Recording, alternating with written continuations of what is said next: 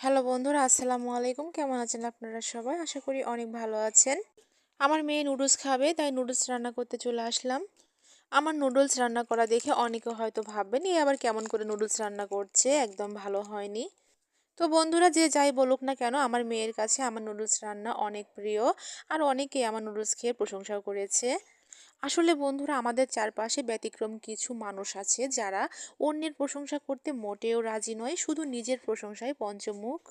তারা তাদের রান্নার এমনভাবে বর্ণনা দিবে বন্ধুরা, এতটা স্বাদের বর্ণনা দিবে বন্ধুরা, যেন তার কথাতেই মুখে স্বাদ লেগে যায়। আসলে আর অন্যের রান্না দেখলে তারা একটা না একটা খুঁত ধরবেই।